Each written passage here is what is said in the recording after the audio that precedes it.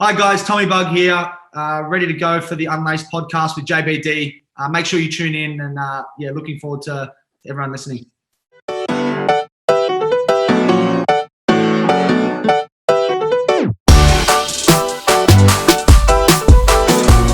Tommy Bugg, he's finally here. Mate, absolute pleasure. It's been long awaited, so I'm glad to be on the show.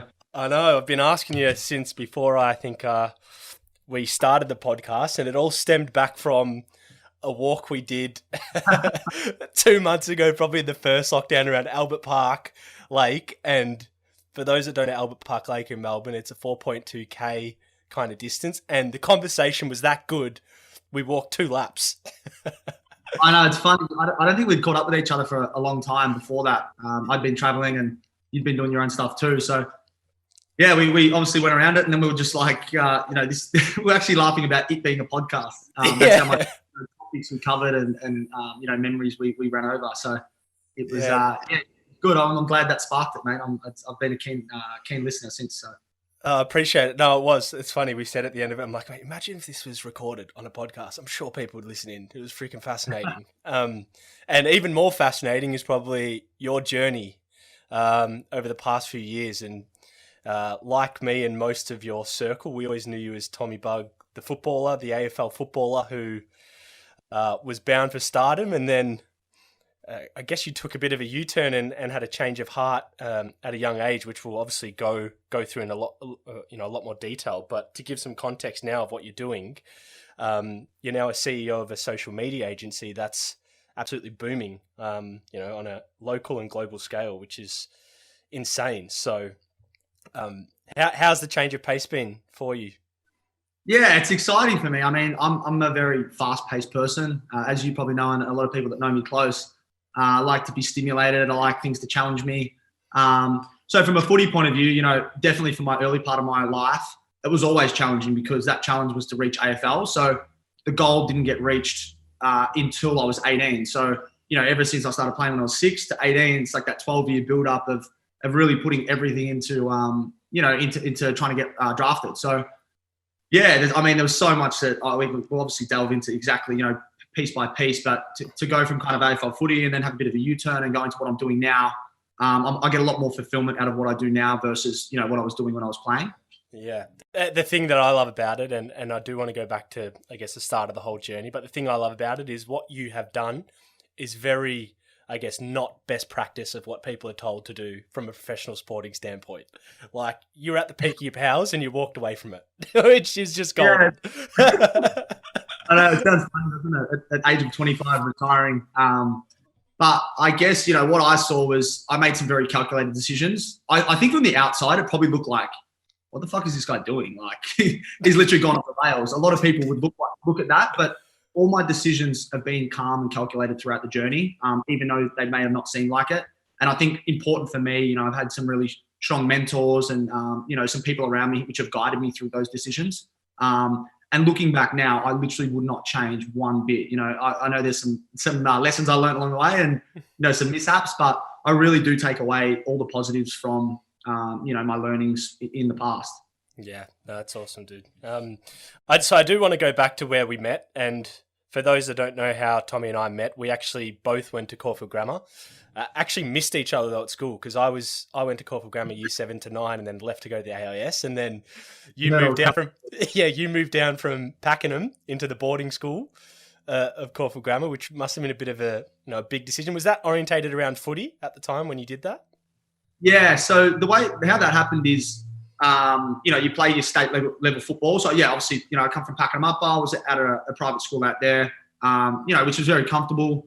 But in terms of, challenging myself, in terms of being outside my comfort zone, not enough, not enough.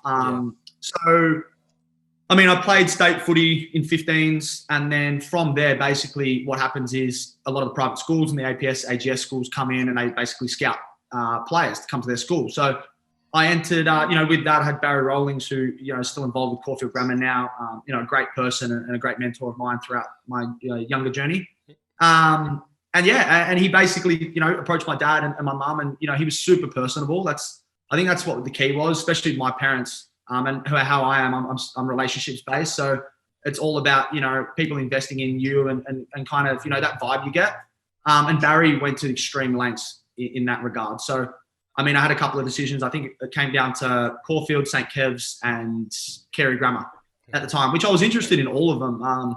But Caulfield just felt right. It just felt I like the co-ed setup too. Like I was never interested in an all boys school. It wasn't for me. Not in that sense, but I just like I've grown up with sisters. I've grown up with females in my life, and I love. I agree. It's not natural. Yeah, agreed. Yeah. So that was a big thing, and then obviously they had a great footy program. And I guess at the end of the day, it seemed like too good of an opportunity not to pass up. But as you mentioned, I came to the school as you left, but we basically hung out with the same friendship group. So it was inevitable that we're going to cross paths.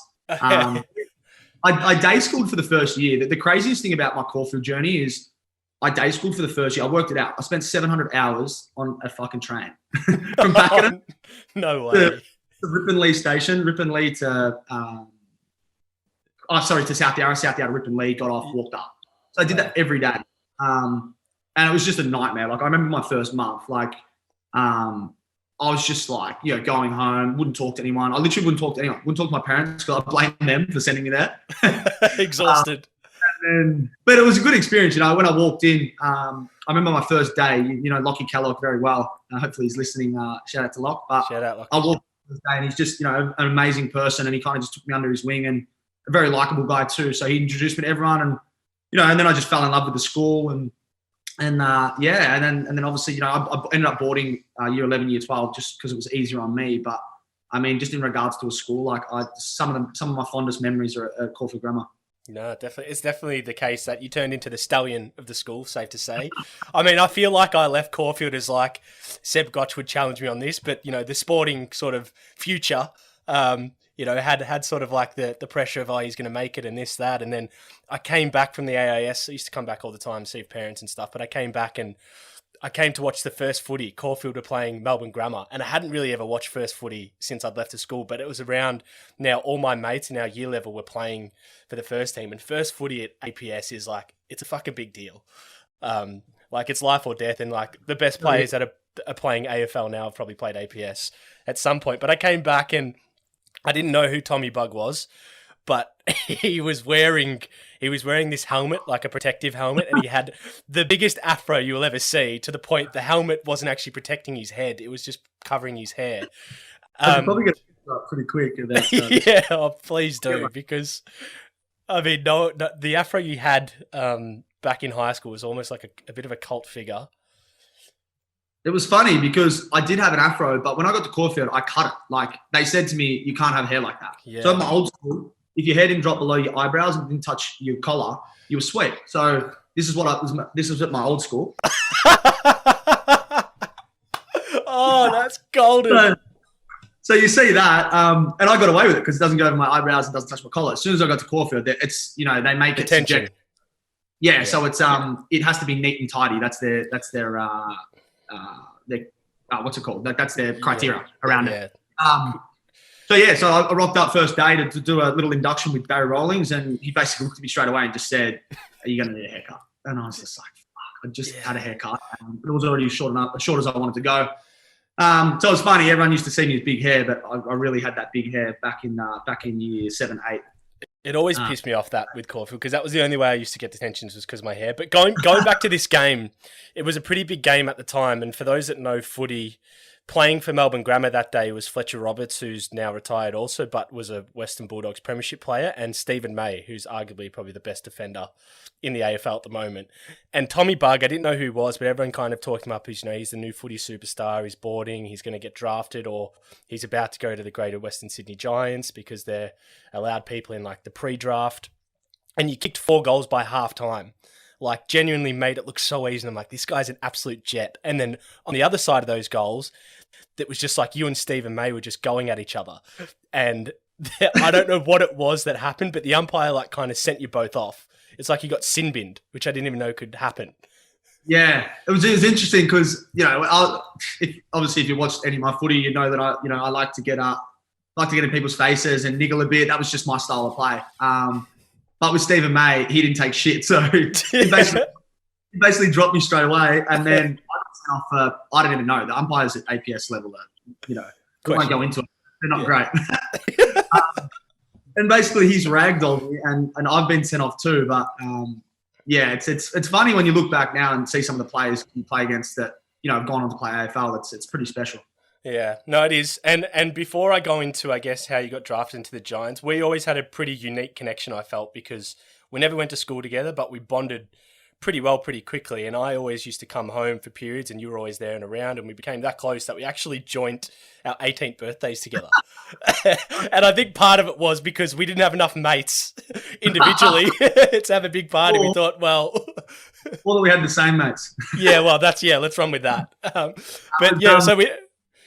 Yeah, I was just going to say, that was funny because we probably only knew each other for 6 months or so. Like, it wasn't like, we had a very, very strong relationship. We got along very, very well. And, obviously we threw it with our families and our families. You know what that was? That was like a tactical business decision we both made to maximize the event. We thought, let's just join them together. We were always thinking back then. I remember that like yesterday. I really do. No, it was a good time. But as your sort of year 12 year ended, you got picked up by the GWS Giants, which I think at that time was a brand new footy franchise. So they hadn't played a year of AFL then, had they? Nah. So I think I was in year 11 when I found out, to be honest. I think, latter stages of year 11. I just got a call. I probably kept it pretty hush. I didn't really tell anyone because I think it was fairly confidential. But yeah, it was just, for me, it was amazing. Like, I always wanted to play AFL, and everyone says, if you could pick, where would you go? You wouldn't want to go to the Giants, but I was just super grateful and just, so excited to start my journey. And, it really meant that I didn't, for year 12, which, because I love footy so much at the time at Caulfield, it meant that I didn't have to play state. I didn't have to play. Awesome. And I didn't have to play Gippsland Power either. Even though I loved playing those, again, like some great memories with those clubs. With school footy, the worst thing was just, you'd play a whole season, but half your good players would come out each throughout the year, and they'd play state league, they'd play Australia, and then it wouldn't be a true reflection of who actually wins the premiership that year. So in year 12, I was just so happy that I got to play every single game for Caulfield. Yeah, no, it's true. It's funny, just to tap into that a little bit, the Seb Gotch story of turning down going to play for Vic Metro or go to a trials because he loved playing for Caulfield so much. He kicked 8 against Wesley at Wesley, and then saw the Vic scouts there and told him where to go, which was probably why he never got drafted himself. But we'll let him come on the podcast and explain that.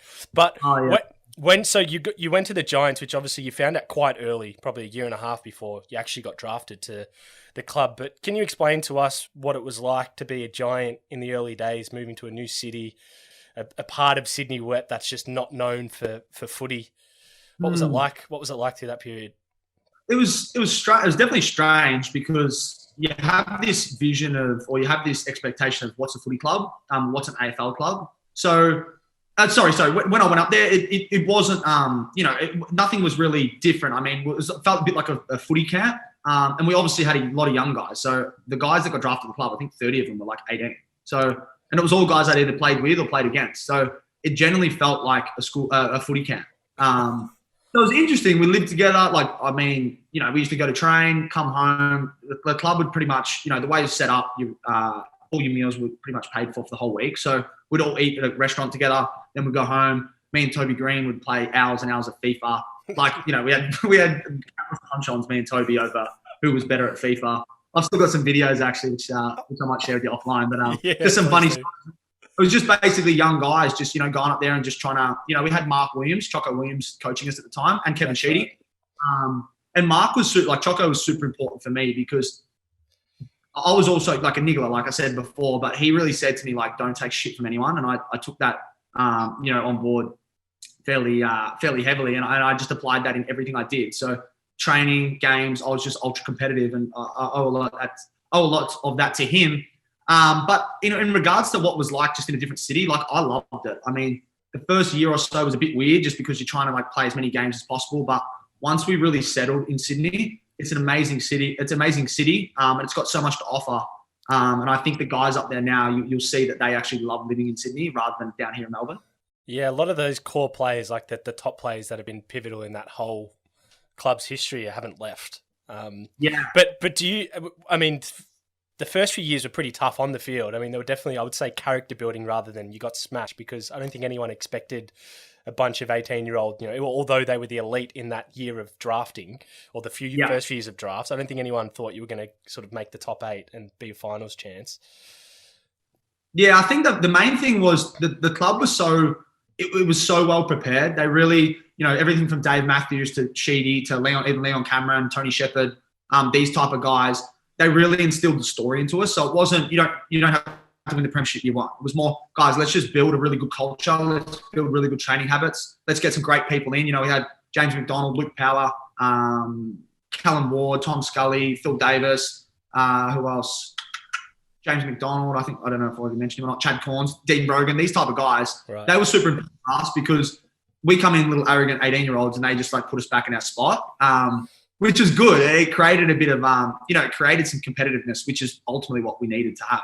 Yeah. And then, as we saw slow progression, I think that was the key. Each year we saw slow progression, which was, if you're building towards something special, as long as you can see growth. Yeah. And I think that's the main.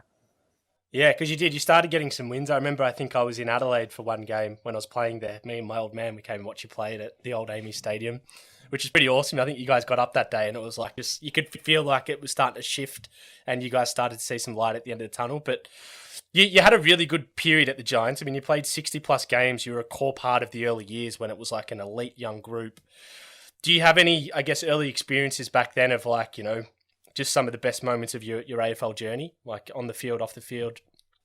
Yeah, it's interesting. I probably got my AFL journey had different, sequences. I guess I got the Giants chapter, and then I've got Melbourne chapter, and then I've got Carlton chapter. For my Giants chapter, I guess, for the first few years, I was just stoked to play. Just to get a game. I just knew that if I was at any other club, I was 69 kilos when I walked into the club. I wouldn't have played anywhere, no matter how well I played, just because I was too small. And at these other clubs, it's all about building a body and building a base and then, having longevity in the sport. So I was just G'd to play and just so happy, you get match payments as well. So you're getting paid more than normal. So you're just really happy to play. But in terms of great memories, it's really hard I think the first win was amazing. Sorry, the first game to be picked in the first game. I mean, I broke my knuckle, funny enough, in a practice game 2 weeks before. I was just wrestling with some guy and I punched him in the stomach. Punched him in the chest here, and I broke my knuckle. And it was I don't know if you've broken a knuckle before, but it was the most painful thing ever. And I got off the field and Choco ripped me. He's just like, "You're a dickhead. What are you doing? You got to, the round one in a couple of weeks." Lucky enough, the fracture in my or the break in my knuckle was literally 0.5 millimeter away from me missing 8 weeks. So just very, very lucky. And then there and back in there, wow. Every single game, weeks. And it was one of the most painful things I've ever had. But I just had to suck it up. Hand would blow up like a balloon after the game. But anyway, back into, my special memories. Definitely round one, just because it was such a big moment for the club. And that would be etched into history forever. When I've just moved into, I'm the chairman of the past players now at the Giants and running all their functions and events around that. Funny enough, I ran into Dave last year during the final series and he was telling me I'm actually player 001 at the club because of my last name, because of Bugg. So that is awesome. That's a pretty cool, that's pretty cool. And then I guess our first win, for me, first game, first win. They were super special. I was, not fortunate enough to play in any finals up there. So I would say those two were probably the most special for me. Mate, that's pretty cool. 001. What do they give you? A baggy orange or something? Is there some sort of? They didn't yet, but I'm going to follow up because I want one. Yeah. So, what led you to come back to Melbourne? What was the real driver for you? Was it around playing, or was it just coming back home to the city? Yeah, it's funny if I'm going from a mindset back then, I felt like every time we lost, I got dropped, and I didn't feel like there was much belief in me from a coaching point of view. So I felt like, if we lost, Leon was the first one to say, "You're dropped." And for me, it was a bit disheartening. In terms of confidence in myself, I really struggled with that. And then I'd go back, to seconds level and I'd actually play really, really well. I was a very strong performer at seconds level. And then I'd earn my way back in. And then I'd feel like, it was tough to kind of build some really, consistent performances. And as soon as we lost, again, bang, I was back in the twos. But so initially, I used to blame the coaches and be like, fuck, give me a chance. But now looking back, I can honestly say that, I would have been a tough person to coach back then. Although I was very hardworking, in regards to training sessions, game day. I feel like in terms of my commitment to the club and footy, I probably wasn't the ultimate professional, and I would have been tough to coach. So I can look back now and actually say that the reason I didn't get more opportunities is probably because of myself. Yeah. Again, I had a lucrative offer from Melbourne, 3 years on really good money, a lot more than what I was getting offered at Giants. And then, just to be back in Melbourne with my family was a huge attraction. And also Melbourne at the time, like I genuinely believe, even now, I still think they've got an amazing side. If you look at the quality of players on their list, definitely. Yeah, it's only better than what it was when I got there. But they've got some really good players. It's just about obviously getting it together. But that for me, that was the attraction. Obviously, a bigger deal, longer deal. And then, sitting in a room with coaches at Melbourne telling you, we really believe you're going to be, next premiership side and be a strong contributor in our actual main team every week. For me, that was what got me over the line. Yeah, it's pretty cool when you can get to the point where you can be reflective and be like, you know what, I was a big part of the problem. Because I definitely, man, I'm like you. For like 3 years, even after I came out of soccer, I'm like, it was their fault. Do you know what I mean? And then I realized, like, actually, I would have been so fucking hard to coach. Like, I was a little egotistical, thought I was better than what I was, probably wasn't the best professional and expected everything to happen. But then you get to the point where you're just like, oh, yeah, it probably was me. And it's like... Yeah, I think a combination sometimes. But I think if you can reflect and actually look at it objectively and not be so kind of, one-dimensional in terms of blaming other people, that's when you actually make, you learn the most. Yeah, no, definitely. And when you came back to Melbourne, I would say they were probably in a similar position to like Carlton last year, maybe, where you started to see like they could be on the up and they started to actually bring in talent and people wanted to come to Melbourne because they saw a change in direction and the coach and things like that. How was your experience there? Because one of the things that stands out, there's a couple of moments that stand out, which we'll go into, but you're quite famous, I felt, at the Melbourne Demons. So the famous mural in the city is one that stands out to me still to this day, which is your Twitter cover, I think, where you've got your arms out like the Michael Jordan wingspan. Nah, it's pretty cool. I mean, Melbourne was a really cool experience. I feel like, not only was I trying to be the best person I could be, at Giants and at Melbourne, but I really tried to make other people better around me. And just from a confidence point of view, I saw so much value in myself when I played with confidence. And I just looked at a lot of young players around me and they were very, they were hindered by coach feedback. A lot of them were younger and they wouldn't take it very well. So what I tried to instill was just, positivity and just positive reinforcement to show them, these guys are stars. Like if you look at Christian Petrarca, look at the way he plays this year with so much confidence versus maybe his first few years. For me, he's still the same player. At training, I saw him do all that stuff at training, and he's a star. Probably one of the best players I've played with, if not the best. And then you look at him, obviously, with a confidence point of view. So for me, I love my time at Melbourne, but I guess I got some pivotal moments with the mural. I've got the Johannesson Instagram story, and then also the Mills hit as well. They're probably three of the big things that are remembered for me at Melbourne for the good and bad. Can you give us a bit of the Johannesson Instagram story? Because I actually don't know what that one is. Yeah? Oh, okay. Yeah. Well, it all started because I love Conor McGregor. And again, back to the confidence stuff. So I felt like, although, looking back now. Who the fuck is that guy? Who the fuck is that guy? I just love him, man. I look, he's one of my biggest inspirations in terms of not giving a fuck what anyone else thinks and just doing your thing. I guess, what I probably should have taken into consideration a little bit more than what I did was I was in a team environment, not an individual sport. Saying that though, even though I was being very, I guess, a couple of the moves I did were individual, could be viewed as being an individual. I really did, behind the closed doors, like I was the one putting in most effort into team stuff. Like I put my hand on my heart and say I was so committed to making other people better that I felt like when I did these things, maybe off field or I did these things away from football, I felt like I'd done enough with the team stuff to show this isn't an act of me trying to be individualized. This is just me being me. So yeah, that was an interesting one because basically what happened was I was watching Conor McGregor and I was just like, if I say I'm going to do this, I'm going to do it. So I don't know, just that day I was like, I wanted to be confident and I just rocked up at the game. I think I said to one of my mates, like, I'm going to do something today. Like I'm going to do something different. I didn't even know what it was. Rocked up at the game. Watsy jumped out of the car like next to me and I was like, what's he come out? Just took a screenshot. He had no idea. And I just tagged Jason Johannesson. I just said, "You ready?" I don't know why I wrote "You ready." I just did. And it, like we were targeting that game as well. But I didn't even think about that. I just thought like this is gonna be. I just thought like we're coming after these guys, and that's what I wanted to play with. I wanted to play with supreme confidence, and we won that game that day, and I played very well, and so did Watsy. So you can criticize it all you want, but I think I had 20 and kicked 2, and our team played really, really well. But again, I took the selfie, did that, then put my phone in my bag because you can't have your phone 2 hours before the game. So I did it like literally 2 hours and 1 minute before the game, put my phone in the pocket. Then we played. They come after me straight away. There's plenty of vision on it. And then after the game, we got off the field, and it was just viral. Like that was literally crazy, man.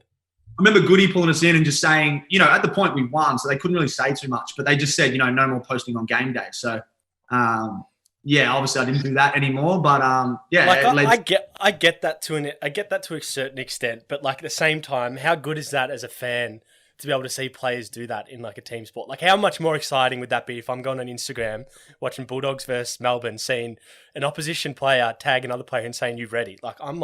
I'm getting popcorn. Do you know what I mean? Yeah, that's what I mean. Like this is where I think AFL have a lot to learn, and I mean that's part of the reason I left it. It's like if they don't accept it's an entertainment sport, then like they're never going to grow. And they talk about wanting to be a global sport, a global company.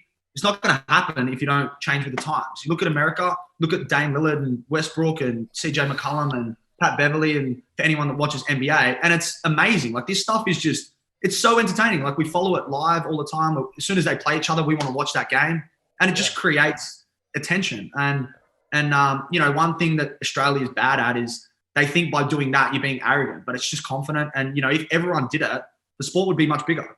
Yeah, because you mentioned the NBA players, and they go at each other's necks. Like if they see a weakness in someone, they're going to go after them, and they vocalize it in the media, and it's like it becomes a social media frenzy, and then it's like everyone tunes in, they don't get criticized. Whereas AFL's still got that element of like, there's got to be that respect, and coaches are very prim and proper on like culture, and we don't need any more pressure than we have already. But I think one thing for you, which is why you mentioned your performance that day when you did that Instagram photos, you played footy on the edge, and not from a point of where you would go at people to hurt people or anything like that, but that just would get the best out of yourself. And sometimes I was like that too. I turned into a bit of a different character to say off the field as I was on the field, because on the field I became a bit more trash talky, a bit more confident, a bit more like robust in everything I did, because it actually made me perform better. It wasn't like anything other than that. And I think you're quite similar in that sense, aren't you? Yeah, definitely. I think now I can look back and see that, because it's a team sport, because there's 18 or 22 players that are playing, maybe, my actions will put more pressure on other people who aren't that, who don't deal with that as well as what I do. But I still believe that, if you can't handle that type of pressure, then it's probably an insecurity in your approach on the game, either from a performance point of view or even a preparation point of view. So I just made sure my preparation was the best I could possibly do, which it was. And then I didn't have any, even though I said this stuff, there was zero pressure on me because I knew I'd done the work. So yeah. That's how I did that. No, it's pretty cool. I like it, man. I do. I can see why Simon Goodman probably doesn't like it as a coach, but as a fan, I mean, what more can you freaking ask for? I'd love going into the finals tonight and tomorrow in the AFL if one player just called another one out, and it's like it's game on. I mean, how much more exciting is that going to be to watch? But you mentioned a couple of moments there that were quite pivotal in your 30 plus games for the Demons, because you did make a pretty big impact in those 30 games on and off the field. It's safe to say Tommy Bugg left his name there. But one of them was probably a bit more of a sour moment that probably was, reviewed quite firmly and you copped a lot of stick for. And I probably want to speak about the Callum Mills incident a little bit, because for those that didn't watch it, it was Melbourne versus Sydney. Probably would have been like 2014 or 15, was it, back then? I think I was living in the UK, so it might have been... No, it would have been 217. 217. Oh, was it that? Okay, there you go. So it was even later. So yeah, and pretty much it was something that was off the ball. I don't recall the whole incident, so I might need your advice a little bit. But I felt there was a bit of niggle coming from Callum Mills towards you, and there might have been stuff that happened well before the game. But pretty much how it ended was a clock to the face from you to Callum Mills, and it sent him to sleep, and you copped a lot of stick and got a pretty harsh suspension and a lot of harsh criticism from people probably within the club, outside the club, and also outside of the fans in general. Can you just detail to me what that whole experience was like for you? Yeah, it's a funny one. It's I guess from the game point of view, it had nothing to do with Cal Mills. I think from my point of view, like I'd been niggled. It was 5 minutes into the game, so it wasn't like he'd been niggling me all day and I just snapped and I lost it. And I'm not an aggressive person either. Like, I mean, if you know me, I'm a lover, not a hater. Yeah. And sorry, lover, not a fighter. Sorry. And so with Callum, yeah, he just bumped me. He was just niggling me, trying to check me when I was running, and same kind of thing that I'd done to a lot of people before, is just hit them in the chest, punch them in the chest, whatever. Like not usually punch, but usually just push him in the chest and do it hard because I don't want him to check me again. But not in an aggressive manner, just to it was a strategic move that I'd done for years. But in that case, I just hit him flush on the jaw, and it wasn't even hard. Like, I mean, maybe I watched too many Conor McGregor fights when he fought Aldo or something. But like, I literally hit him on the sweat. The one thing I don't remember much after even throughout the game, everything was just it was so intense, and I probably had a lot of anxiety just thinking about different things. But that moment I remember like literally today. And as I hit him, he went down, but he actually was going down and said like "fuck you" on the way down. So I thought he was either faking it or it didn't even get him really. So that's, if you look at the footage, you'll actually see me I don't even react to it. I don't look down. I don't look back. I literally just do it, and then I'm watching the ball, and then an umpire 100 meters off the ball behind me blows the whistle, runs over, and he's just lying on the ground. And then I'm like, fuck, I'm in some trouble. And then obviously, you watch the Sydney players come at me, and again, I realized immediately that I'd done the wrong thing, and I'm getting like swung around in circles and dragged. I'm not fighting back because I did immediately I knew that this is I've done the wrong thing. So yeah, it was crazy. Like, I mean, just a rush of emotions, not really knowing what to do. Then, for the rest of the game, getting sniped. Someone hit me in the third quarter off the ball. Just off the ball. And I think I perforated my eardrum. Like, I was just getting cleaned up everywhere, but, probably deserved it as well. I would have done the same thing if someone did that to a player on my team. Yeah. Was that, and afterwards, sorry, go ahead. Okay. No, I was going to say, what was the suspension that came with that from the AFL? Yeah, so I got 7 weeks down. I got the same as Barry Hall. For the Brent Staker hit? For the Brent Staker hit, yeah. So for me, I was just like, how can I get the same as Barry Hall? I didn't even mean it. You know what I mean?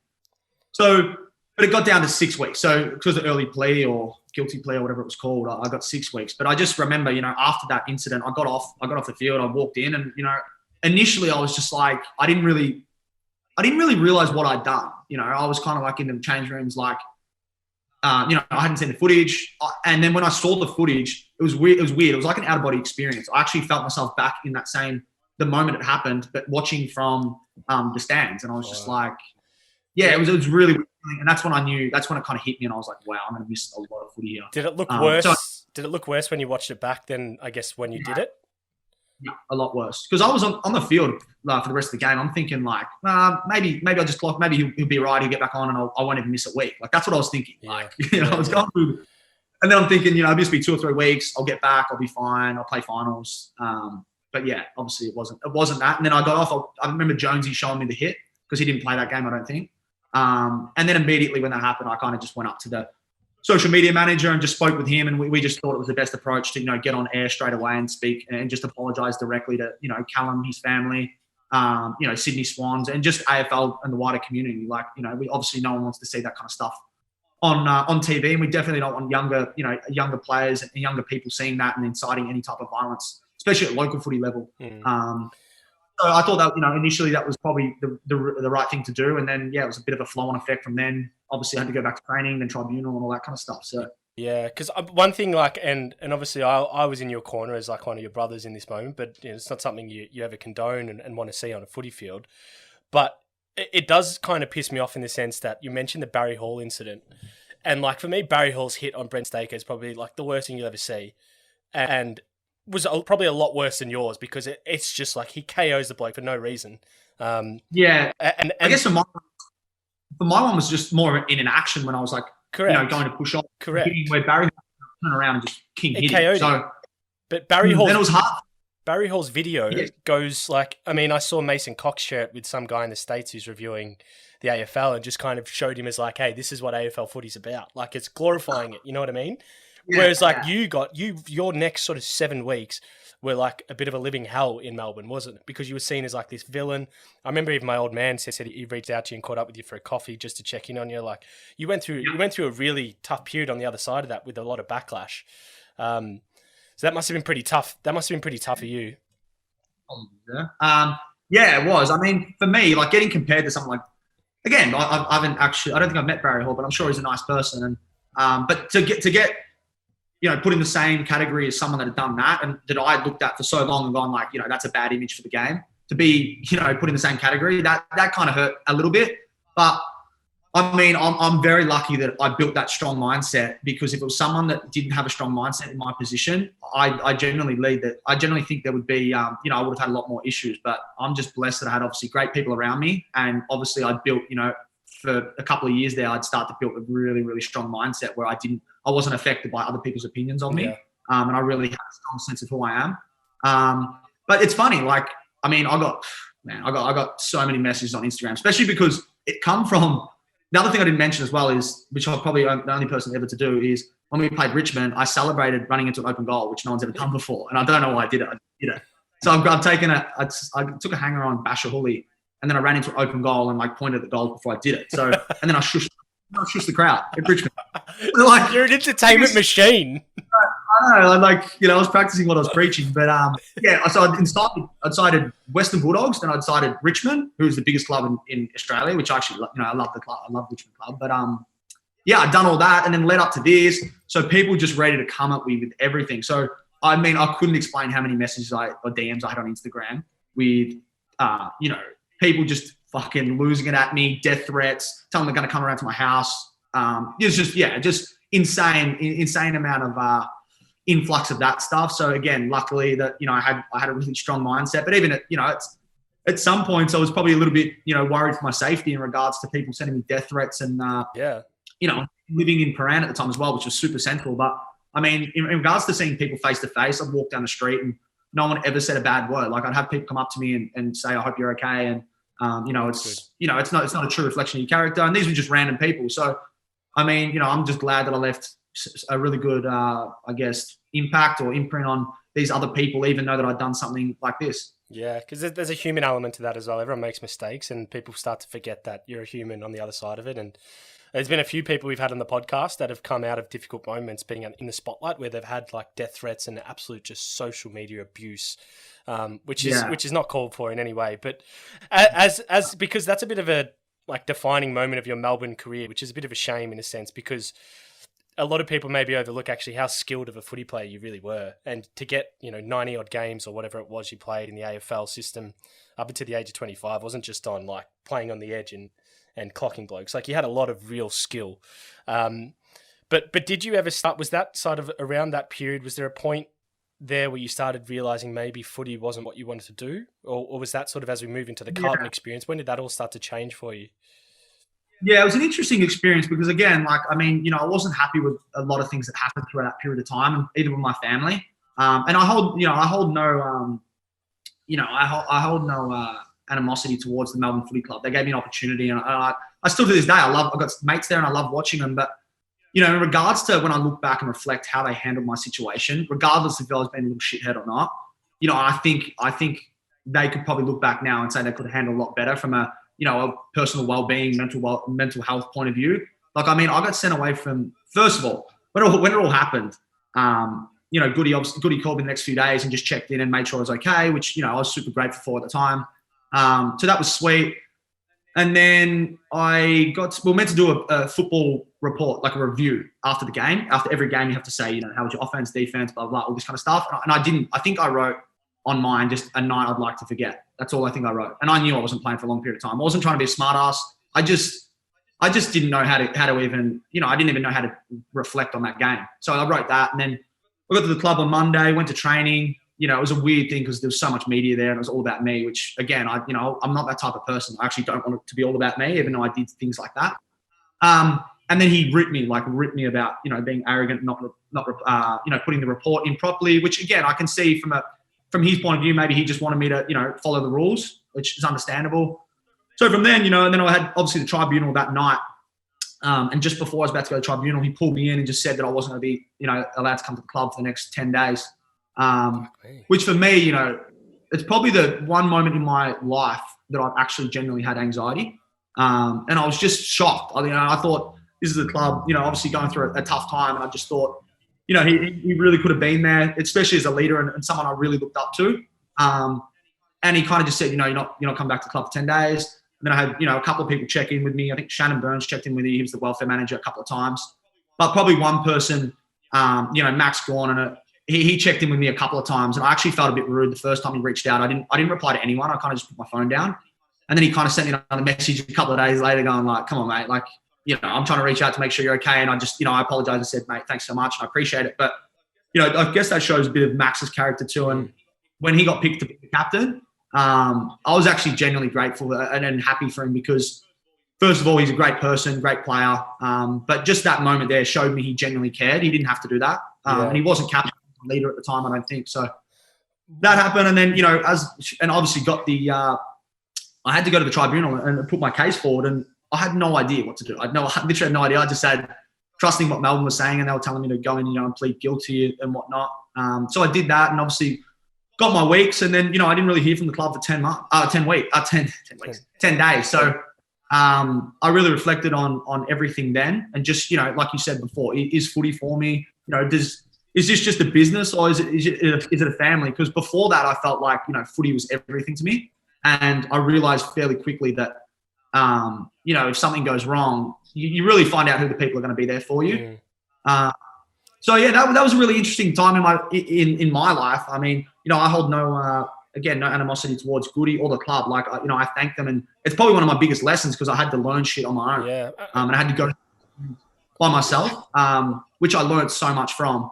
And then, yeah, man, from there, I was just like, I need to focus on myself and life after footy, because if I don't, not only is footy going to finish, but I'm going to have nothing afterwards. So that was really the creation of, I spent 9 months. I didn't really drink over that time. I just was so dedicated to proving everyone wrong.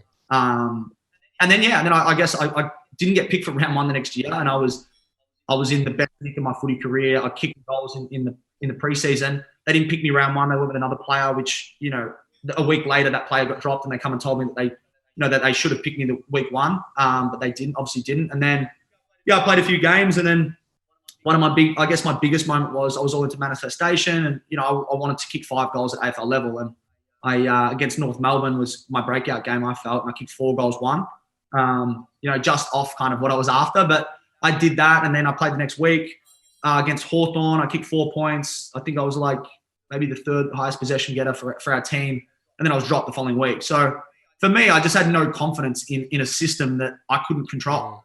I was in, and I don't like to make excuses either, but it gets to a point where you review what your life is and what everything surroundings around you. And if I can't control those surroundings, then I wanted to remove myself. And that's when I really started, to think of life outside of footy. And that's when Zeus Group started to form. Yeah, it's crazy that you say that about manifestation, because I'm a massive believer in that. Also, a couple of comments on that. The first one, where you mentioned the coach at Melbourne at the time thought it might be the best to isolate you from the team in your probably darkest moment, is a really weird strategy to me. And my only thing from his perspective that could even make sense, and realistically it doesn't make sense, was the noise that it would bring onto the other 40-odd players who were training every day in the media and stuff. But at the same time, but you'd think you'd put your arm around a bloke who's in a shitty spot. I wonder if he'd do that again, knowing, but I guess what's made me happy about hearing that is how you took it as a positive experience to reflect and grow. Which is for sure. If I saw Goody down the street now, like I said, I'd have no anger towards him or anything like that. Like I'd actually love to catch up at some point and discuss all this stuff, because it was a pivotal moment in my life. But yeah, I mean, from the only thing I kind of saw, or I could take away from maybe why he did it, is just, he was a young coach at the time too. I think it was only his 2nd year. He's inexperienced probably at that time too. And it was a lot of, I did put a lot of pressure onto the club, which, he was probably not happy about, or maybe even people higher than him were, not happy about. So that's what I can kind of make sense of it. But again, like if I saw him down the street, say g'day, and we shared some great memories together. So Yeah. that stuff too. Yeah. So as you move out of the Melbourne experience, which from a character point of view, it seems like you're getting to know yourself better. You're strong. You've got a stronger sense of self. You're starting to understand and I guess value experiences in life, and whether that's in footy or outside of footy, you're starting to firm up a view of that. Which I got to a point of that too, where it's like, as much as I've given to this sport and how much I love it, how much is this giving back to me right now to the point that I'm getting the satisfaction I need? And is there other things in life that can make me happier or I can do? And you then, I think you got rookie drafted. Was it to Carlton? Winning the rookie draft? Yeah. Was it, or did you get traded? I'm a delisted free agent. I got picked up as delisted free agent. Okay, so there's two things for the Carlton experience. One is, I know you as a bloke would have been pretty good around the club, and I think we were out one night having a few drinks, and there was a few of the younger boys there who were relatively new at the time. I think like might have been Zach Fisher and a couple others, and I just remember you going out of your way to like, no, I got to look after the younger boys. And I could see you had that perspective on you as like, I've had a few years in the system now. I know these boys, they're out in public. Like I got to look after them. And we completely shifted our whole night of what we're doing to make sure they're okay, which is a lot of things that people don't really see or know about you, which is pretty cool. But what was that period like for you at Carlton? Was that a really tough time because you were kind of thinking of life outside of footy as well? Yeah, it was a very hard time for me because I wanted to like. So with all the stuff with Melbourne, I wanted to. I did want to quit. I went into the meeting. I think when they said they were going to delist me again, I think I deserved probably a contract. If you think at the time I was literally having 30 and 2 or 3 every week in the twos. I should have been up until about half time. I was probably best on ground in the VFL grand final, and then obviously Hawthorn Box Hill took over and smashed us and. I don't know, someone else won it. But, in regards to that, I just felt like, I just felt like it was a really hard point because then I was done. Like after they said you delisted, I was, my dad was really keen on me to keep playing, which I could see. He's spent 20 years, driving me around to basketball, footy, all this kind of stuff, to just give it up like that after, a couple hard challenges. And I didn't want it to look like I was quitting, but I just had my priorities had changed and I didn't want to play. And then, Sauce contacted me, Stephen Silvani from Carlton. I had a really good friendship with him and, obviously spent a lot of time up at Giants together. So for him, he just said, mate, come in and have a meeting with Brendan Bolton. And if, you want to continue to play, let's do that. If you don't, then that's sweet. No pressure at all. And I went into that meeting really open-minded. But yeah, I flew back from the States to take the meeting as well. So I was over there with Gorney, Harmsy and a couple other people as well. And I flew back to take the meeting. So obviously, when you'd left Melbourne, had you decided you were potentially going to give it up, or you were still wanting to play footy then? No, I was done. So you were done, right? So you took that meeting. So when you said you were going in with an open mind, it was an open mind of like. So when basically Melbourne, I finished at Melbourne. Yeah. Then I had like 4 or 6 weeks off, or forever off in my head. I was like, yeah. So I'd gone overseas, man. And I'm fucking drinking every day. I'm fucking eating whatever I want, burgers, fries, whatever the fuck I want. And then I get a call from a manager. Hey mate, Sauce wants to meet with you, but you got to be back next week. All this kind of stuff. I'm like, all right, I'll fly back. And I'll come in open-minded because it's another opportunity. And the way Sauce was talking was super positive. So I was like, sweet. So I come back, went into that meeting. I guess I was open-minded, but I was still very strong on what I wanted, and something was going to have to make me want to play to do it. And basically got in there. Brendan Bolton was just like, mate, we love the way you play. We really do see you in the side. We think you can offer a lot of experience and a lot of advice to the younger players that need to play with confidence and need to play with a bit of aggression.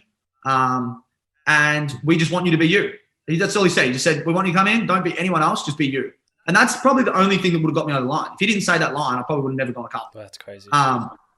So I'm just like so thankful for even Brendan, my time with him. Like he's an amazing person, one of the nicest guys you'll ever meet. And then Sauce as well.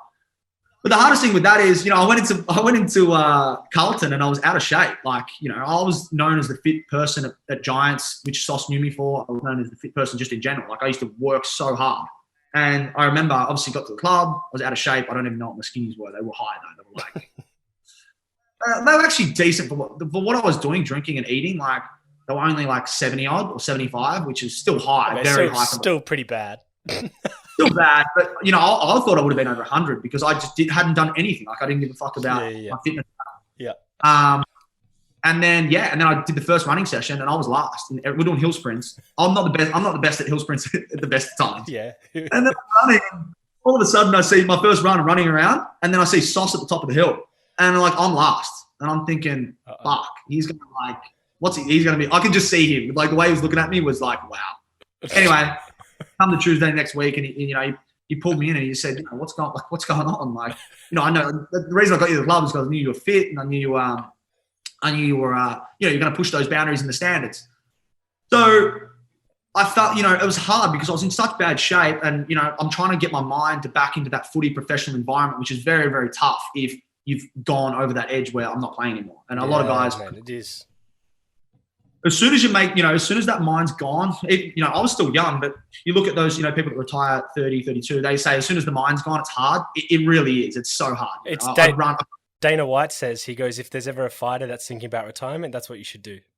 Because it's true. If your mind can go there, then that's probably the right thing to do. But do you regret taking the Carlton contract at all, though? Because I don't. Because at the time, I really wanted to. I had every intention into putting everything into it. Yeah. But it was like I couldn't run 2K without being puffed, being absolutely puffed. Like it was just a mission to get to training, to even walk out on the field. It was a mission. Yeah.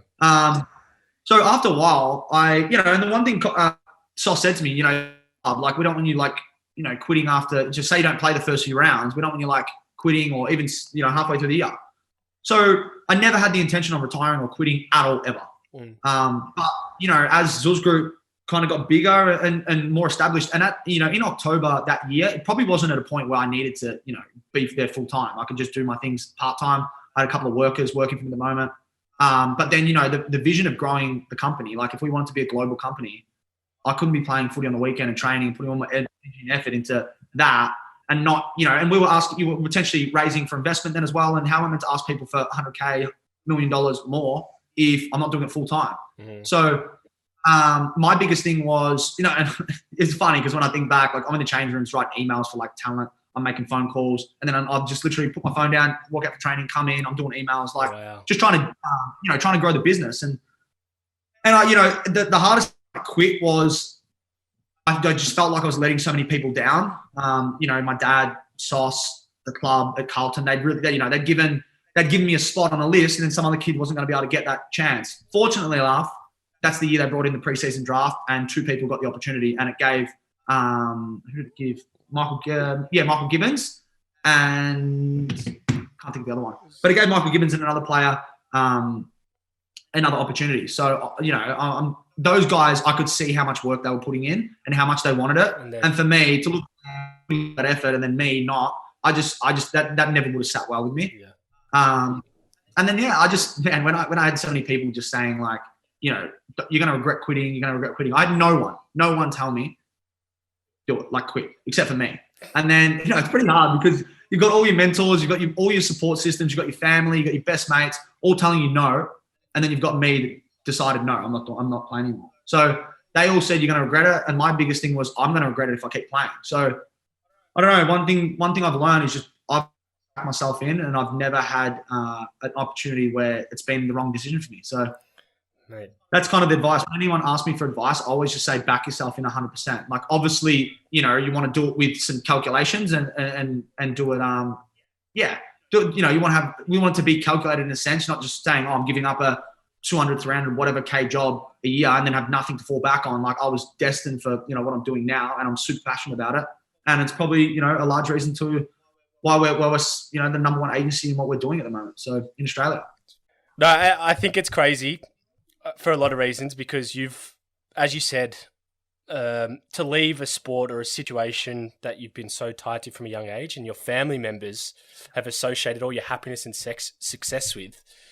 My family related to the same thing. When I walked away, they were in shock and disappointment and sadness. And obviously they always wanted what's best for me and probably for you the same thing. But it's a pretty tough decision to walk away from it on your own terms. Yeah. Because by the book, you should be playing footy till you're 30, 34, 35 and have a great career and then make the move out. But Zuz was a real passion for you and was something that was building, as you said, as you're at Carlton, maybe on the back end of Melbourne even. Can you explain to the listeners, for those that don't have any idea of what you're doing now, how incredible it is and what the actually company is based around? Yeah, so the company's called Zuz Group. We specialize in commercializing digital assets. So basically, to simplify that, is for social, we manage social media influencers or talent. Also, we're doing some athlete stuff now. Basically, anyone with a large profile online, and then we're basically matching them up with brands or advertising that aligns with their brand. So, for me, it's relationship based. It's it's sales based, and it's something that I'm really natural at. For us, obviously a social media agency, we're number one in Australia, undeniably. And yeah, we, in terms of a service, like I feel like when I played football and when I was an athlete, there was certain things that I wanted from my management that I didn't get, although they did a great job. There was more to it than just, contracts. So what I try to instill into, my services now, or what I'm doing, is giving out a lot of our talent at 18 to 22 as well. So they're young, inexperienced, a lot of them are female and don't have an idea around, what's expected from an admin or financial or even, tax compliance point of view. And, I really offer those type of services for them just to make sure, they get the type of advice that I always wanted. So I get a lot of fulfillment out of that. And I guess for us, we're looking to, obviously number one here in Australia, but we've moved into America now. So we've got an office in Beverly Hills. We're looking to move into the UK halfway through or early next year. And for me, it's just, I want to be the number one agency in social media influencing. And, we're developing our growth through technology. So we've positioned ourselves as a tech company, and that's our point of difference from a growth point of view, from an efficiency point of view. And I'm sure that a lot of people have heard of Zuz Group now in Australia because of such a big footprint that we're leaving. But it's pretty cool, man. Like, I must say, just when you think about it, and this is a big part of me with this whole podcast, is yes, sport is a lot of people's main focus and initiative, and whilst you're there, you should maximize your talent. But the skill set that comes with being an athlete at the top and how it can translate into so many other areas of life to make a plan B or C better than your plan A, I think you're definitely an example of, because a lot of people would say when you went to Melbourne or GWS, you've got absolutely no right to be a CEO or managing director of a social media influencer agency that's going to take the globe by storm and be having discussions with a lot of, investors and business people and people on your board of how we can get some like Series A, Series B, Series C funding for millions and millions of dollars. But that's what you're doing, which is just incredible. And a couple of things that may stand out about you in this space, which I think highlights why it's really important to have a bit of a roadmap out of sport, an idea of what you're thinking of doing and how you want to do it. Because you do have, your energy's always been really electric, I would say. You're quite a positive person, look at life at a glass half full, which, through your tough moments you've shown. And, as a communicator, you're a really strong communicator and very personable with people. So these skill sets and fundamentals have probably translated into business. And as you said, it's a really natural shift for you. Yeah.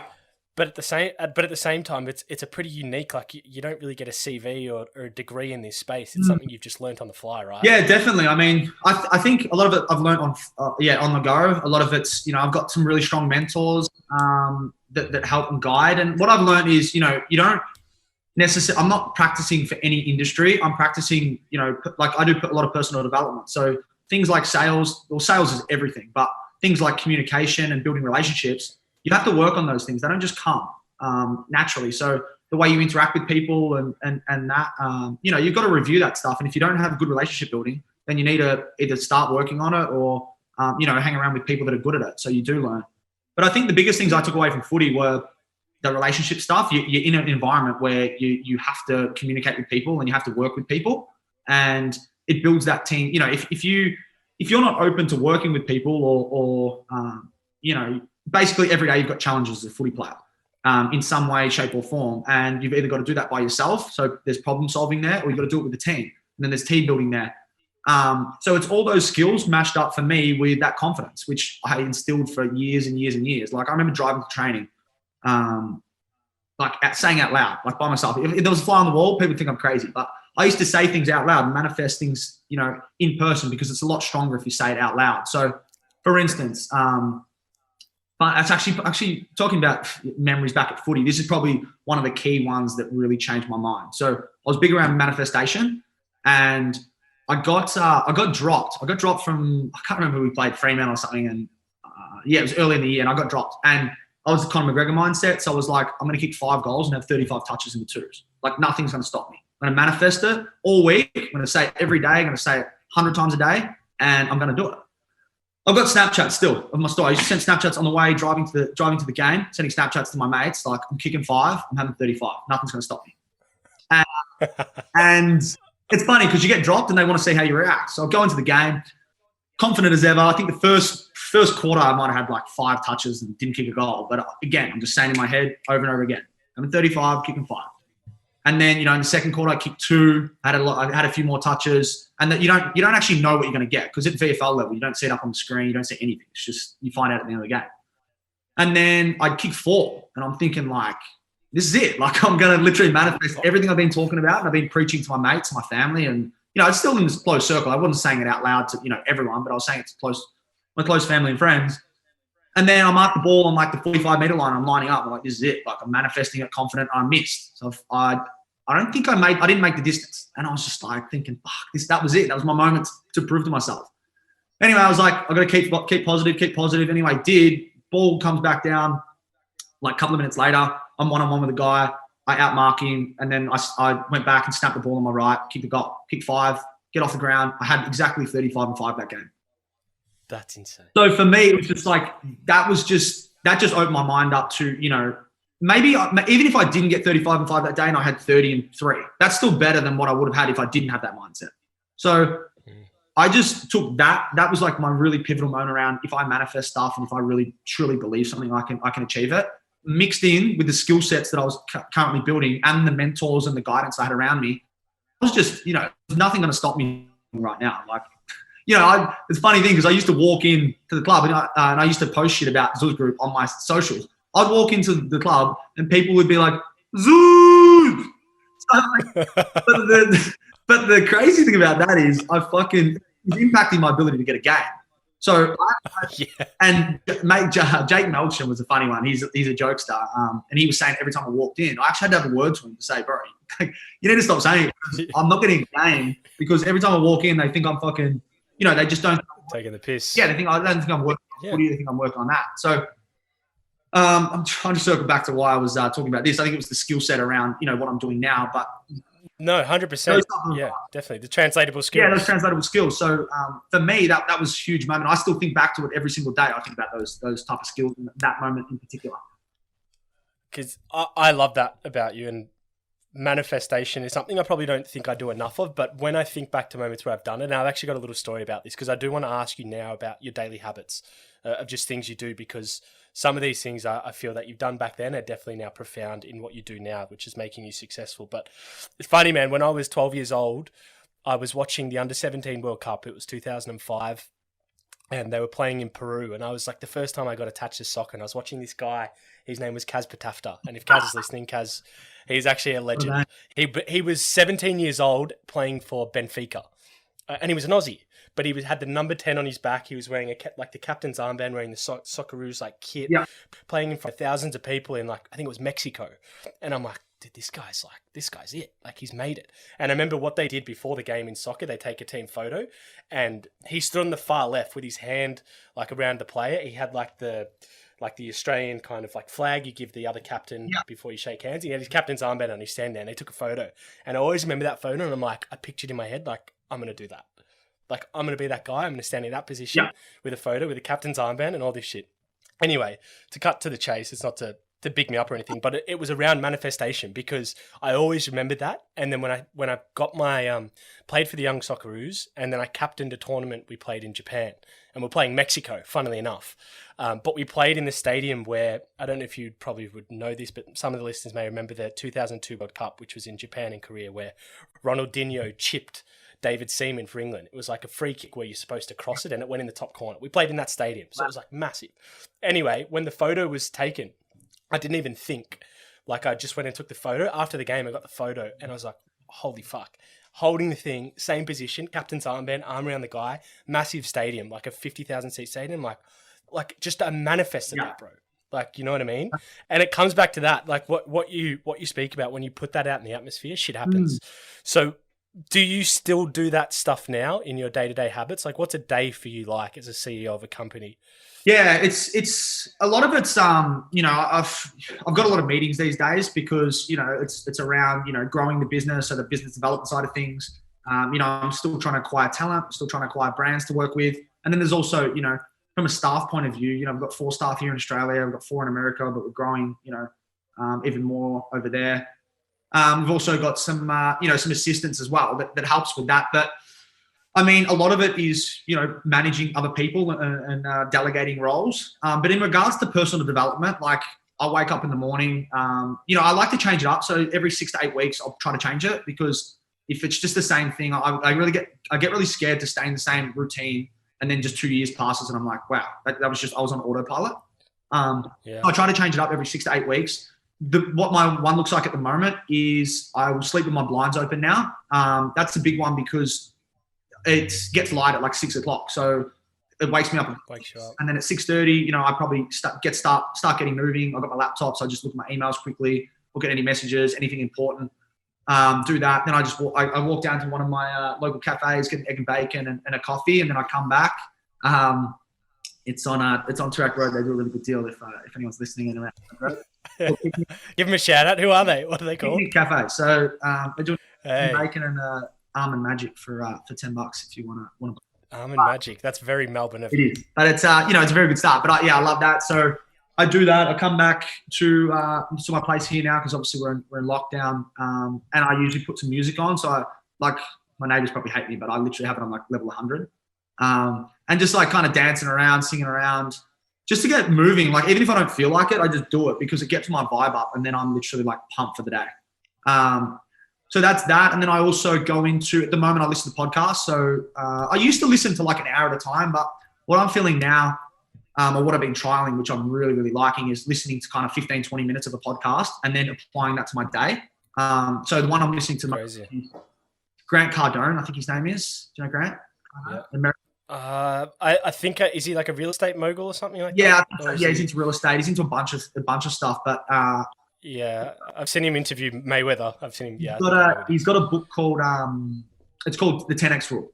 It's basically just, you know, if anyone's listening and wants you know, a really good audio book. I'm more into audio books than reading. Even though I've read a few books in my time, I do like the audio stuff just because I like to relax and just take it all in. And yeah, basically it talks about, you know, putting in more effort than what's required. So if you're looking for a result here, you actually need to put in 10 times more effort than what you think you need to do. So I listen to that, and that just like literally pumps me up. Like I honestly get goosebumps when I listen to it. And then that starts my day. And then it's just about, you know, looking at different opportunities. So, you know, I had some really cool opportunity when I first met my mentor, which I'm sure we can go into if you want. It's a really cool story. But basically when I met him, the one thing he said to me was just opportunity passes people every single day. It's just whether or not they're ready for it. So what I feel like is I really set my morning routine up to be prepared for any opportunity that comes by me that day. And funny enough, you start to get opportunities if you do this stuff that just pop out of nowhere. You can't explain them. You can't prepare for them. They just come out of nowhere. And, you know, some really cool opportunities come and you meet some really amazing people. And that's when, you know, you start to get creative and brainstorm ideas. And, you know, that's when special things happen. I've got to being around Tommy Bugg's inspiring people. I must say, when you're around people like yourself, it's infectious. And I do have a couple more questions before we round out the podcast, but that was going to be one of my ones. Was how did you meet your mentor, and what's that relationship like now? And I guess how pivotal has that been into who you're becoming? Yeah, I won't go into details of him in terms of name and whatnot, but basically how the story started was I come back to Melbourne. I've always been a person that's really searched for more. So not in a sense of being unfulfilled, but being a sense of, you know, I want to be the best person I can be. And when I come back to Melbourne, I really started to think, you know, I was always entrepreneurial. My parents are entrepreneurial. So I was always thinking like different ideas, products, services, all this kind of stuff. And I moved into a place with one of our good friends, Will Edwards and Tom Quinn, actually, on Wattle Tree Road. And we're living in Armidale. And basically my route to Melbourne Footy Club each day could have gone a lot quicker, but I chose to go down Toorak Road, down St. George's Road to see all the houses and all the cars. Because if you're not familiar with Melbourne or or St. George's Road, it's probably the richest street in Melbourne. It's got the best houses and the best cars by a long way. Yeah, it does. The dream is to have a house on there at some point. Yeah. I drove down there and I used to just think, like, how are these people different? If they all live in the same place, they've all got a lot of money, like, not that it's all about money, but they've all got, a lot of wealth. How are they able to acquire this? And, I want to know why. So kept drove down there for like 6 months and nothing ever happened. Used to just see Bentleys and get excited for my day. I guess that in a sense was my manifestation back then. And then, I was driving home one day. I had a Holden Cruise at the time, so just a little banged up Holden Cruise, and was driving that up, and I saw a red Lambo on the side of the road, and I kind of got anxiety straight away. I was just like nervous, and I was just, because I was thinking about getting out and knocking on the window. And I couldn't do it. I was like, I don't want to do it. I'm not ready. So I drove up the road halfway through St. George's, and I was like, I gotta do this. Like, I'll regret this for the rest of my life if I don't.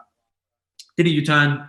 Fortunate enough that the car hadn't moved yet. And I jumped out and I knocked on the window. The guy looked at me like I was crazy, and I probably was. And he just, I said, like, what do you want? And I just said, I love your car, and I really, it's just something I dream of, and I'd love to know your story and hear how you got to the point where you're at. And he was a bit, I guess, taken back. He just, wait on the sidewalk, and I'll be over in a sec, because he's just on a conference call. I said, sweet. And then he got out, spent 45 minutes with me talking about, mindset and how, you're in control basically of your own destiny and your own life. So for me, that's when my life changed that day, in terms of the way I viewed things, my perspective, and really went from, blaming others or having excuses to really taking ownership of my own life. So, it's amazing. He's still my mentor to this day, and I still check in with him very, very regularly. And he gave me some books to read, which really changed my perspective and my views on things. And, didn't look at things people being lucky, looked at people working for it and how do they get to the places they get.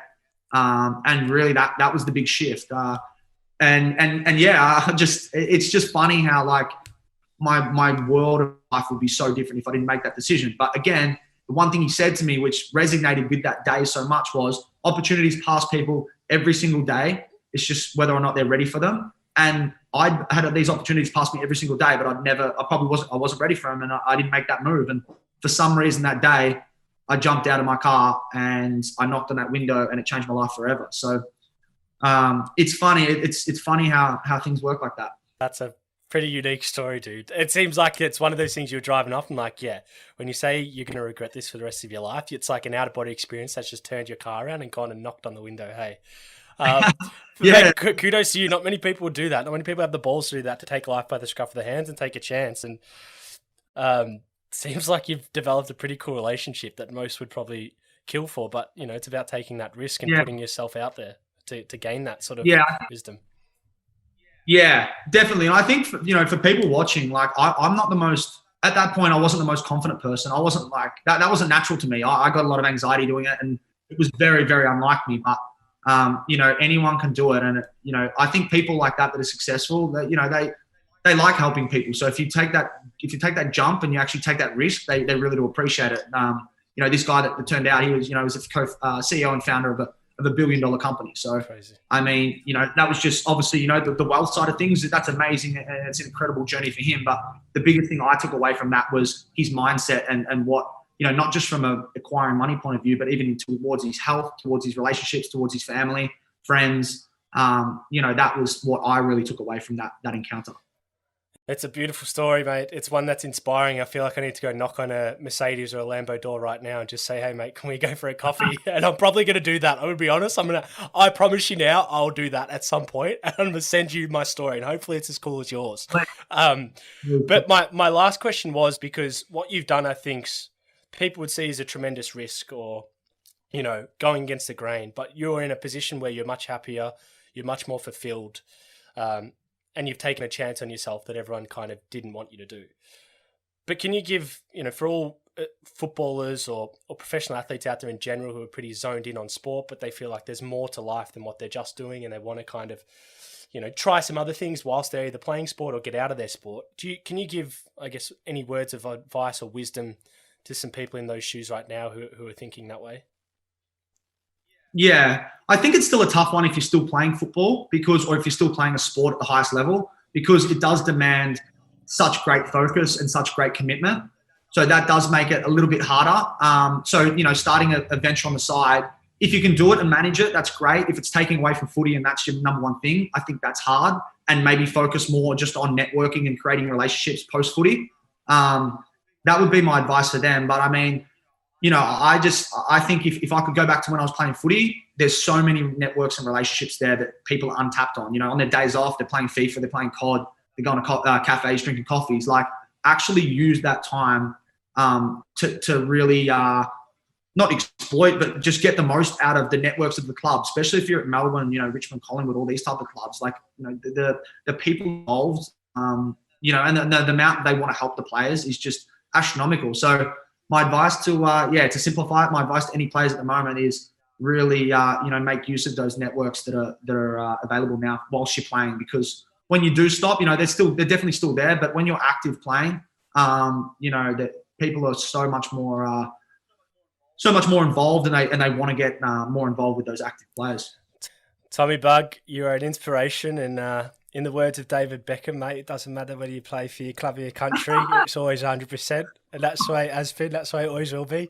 Mantra me and you live by. But no, I just want to thank you so much for coming on the podcast, dude. This was a electric conversation, as I expected. So good. There's still so much more we can talk about, and when restrictions lift in Melbourne, we definitely have to come into the studio here that we've got brewing with Room 10 Company, just to lift the screws up more on what we can talk about, because I feel we could talk for hours on end. No, 100%, mate. I absolutely love what you're doing with the Unlaced podcast as well. I think it's terrific. You're really focusing on athletes post sport and really helping them and tell their stories. Mate, I'm so pumped. I think you're going to do special things, and I'm looking forward to seeing it number one on the list. That's it, mate. Manifestation, baby. That's it. Thank you, Tommy Bugg. You're a superstar. No worries, mate.